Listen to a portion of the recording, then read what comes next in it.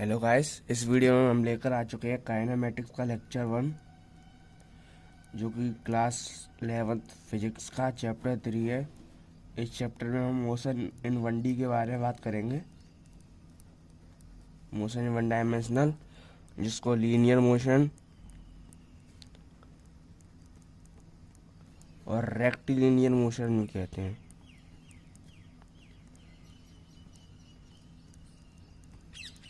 Kinematics में Kine का मतलब होता है मोशन और मैटिक्स का मतलब होता है मैथ्स। मतलब मोशन में जो भी मैथ्स, जो भी कैलकुलेशन लगता है, उसी को काइनेमेटिक्स कहते हैं। आइए काइनेमेटिक्स के कंपोनेंट्स की बात करते हैं। काइनेमेटिक्स के 5 कंपोनेंट्स होते हैं। पहला है डिस्टेंस, दूसरा है डिस्प्लेसमेंट, तीसरा है स्पीड, चौथा है वेलोसिटी, पांचवा है एक्सेलरेशन। इस वीडियो में हम डिस्टेंस और डिस्प्लेसमेंट के बारे में बात करेंगे, तो चलिए शुरू करते हैं। डिस्टेंस और डिस्प्लेसमेंट।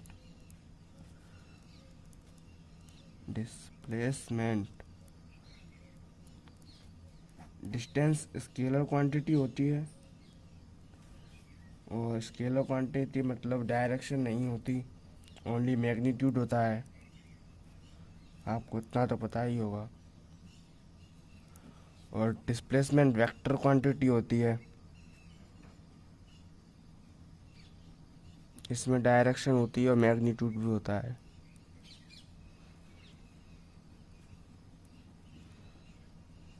आइए डिस्टेंस और डिस्प्लेसमेंट को एक एग्जांपल से समझते हैं। मान लीजिए ए से बी तक गया, तो एक तो पॉइंट ये है और एक ये है, तो इसमें डिस्प्लेसमेंट क्या होगा? डिस्प्लेसमेंट होगा the shortest distance between 2 points. तो ए से बीच में जो सबसे कम दूरी है, उसी को कहते हैं डिस्प्लेसमेंट। तो ए से बी तक होगा डिस्प्लेसमेंट, ये पाथ, और the total path travelled between 2 points is called distance. तो इस चीज़ से हम एक बात तो समझ गए हैं कि डिस्टेंस का मैग्नीट्यूड बराबर और इक्वल हो सकता है डिस्प्लेसमेंट के। बड़ा होगा या इक्वल होगा। अब बराबर कैसे होगा? अगर मैं सीधा ही जाता और सीधा ही आता, तो डिस्टेंस भी बराबर थी और डिस्प्लेसमेंट भी बराबर थी। जैसे ए से बी तक मैं ऐसे जाया, और मतलब इस कंडीशन में डिस्टेंस भी यही है और डिस्प्लेसमेंट भी यही है, तो इस कंडीशन में बराबर भी हो सकते हैं। और ज़्यादातर तो डिस्टेंस डिस्प्लेसमेंट से बड़ी ही होती है। चलिए कुछ क्वेश्चंस दोबारा समझते हैं। तो पहला क्वेश्चन है कि ए से बी तक एक जे डिस्टेंस और एक जे, इसकी रेडियस आर है, तो अपन को निकालना है ratio of distance and displacement.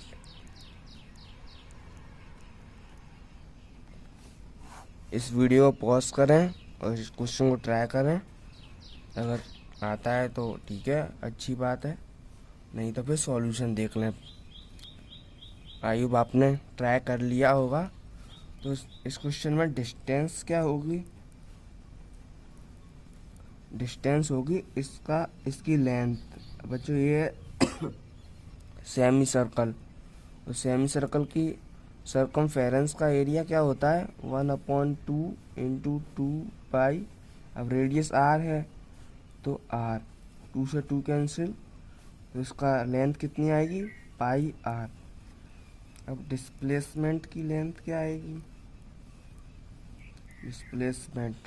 Displacement मतलब ये दूरी सबसे शॉर्टेस्ट, तो ये आर है और ये भी आर है, तो आर प्लस आर 2r।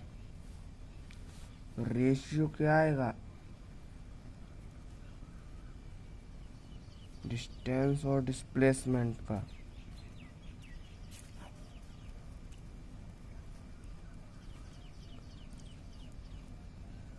बराबर पाई आर अपॉन 2r, r से r कैंसिल, तो आएगा π/2।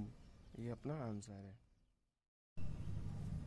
तो क्वेश्चन 3, अगला क्वेश्चन आपके सामने है। A wheel of radius r is rolling on the road पर रोल कर रहा है।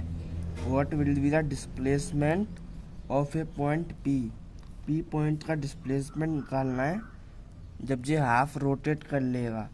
व्हील हाफ रोटेशन के बाद इसकी p पॉइंट की डिस्प्लेसमेंट निकालनी है। तो वीडियो को पॉज करके एक बार ट्राई करा क्वेश्चन को। चलिए सॉल्यूशन देखते हैं इसका। तो हाफ रोटेशन के बाद p पॉइंट कहाँ जाएगा? हाफ रोटेट करेगा व्हील, तो आधी रोटेशन के बाद p पॉइंट ऊपर आ जाएगा इस तरह। ये ऊपर जाएगा हाफ रोटेशन के बाद, इस तरह रोटेट करेगा रोड पे। तो फिर अपन को p पॉइंट की डिस्प्लेसमेंट निकालनी है, ये लेंथ ये निकालनी है। और रेडियस तो इसकी r है, इसकी भी। फिर ऐसे इसमें मैं पाइथागोरस थ्योरम लगा सकता हूँ। अब ये 90 डिग्री होगा, तो फिर उसको p इस पॉइंट को मान लेते हैं p'। तो p' का स्क्वायर बराबर होगा, ये p मान लेते हैं इसको, OP square plus OP dash square. अब OP की लेंथ कितनी है? OP की लेंथ आएगी इसकी सेमी सर्कमफेरेंस के इक्वल, जो हाफ रोटेट किया है, आधा ही तो रोटेट किया है। पूरा करता तो 2πr आता। अब ये तो आधा रोटेट किया है, तो आधा करके मतलब πr आएगा, πr। तो OP की लेंथ आएगी πr का स्क्वायर प्लस OP डैश ये आएगी, ये रेडियस r है, ये भी रेडियस r है, और दो रेडियस तो r plus r equal to 2r। तो 2r का square p dash square equal to πr square plus 2r square. p dash square equal to pi square r square plus 4r square. p dash equal to root, square को इस तरफ भेजेंगे तो root हो जाएगा, pi square r square plus 4r square. p dash equal to, इसमें से r square common आ जाएगा, r स्क्वायर, तो अंदर बचेगा पाई स्क्वायर प्लस 4। अब r के ऊपर स्क्वायर है और मल्टीप्लाई में है, तो r बाहर आ जाएगा। तो p डैश की वैल्यू आएगी r root pi square plus 4। तो ये अपनी p डैश की लेंथ होगी, लेंथ। ये अपना डिस्प्लेसमेंट है जो कि इस क्वेश्चन में पूछा था। ये अपना आंसर है। आई होप आपको समझ में आया होगा। ये अपना डिस्टेंस और डिस्प्लेसमेंट का ये फर्स्ट लेक्चर था काइनेमेटिक्स के ऊपर। आई होप आपको पसंद आया होगा। अगर वीडियो ज़रा भी हेल्पफुल लगता है तो प्लीज़ इसको शेयर ज़रूर करें। Thank you. मिलते हैं अगले लेक्चर में।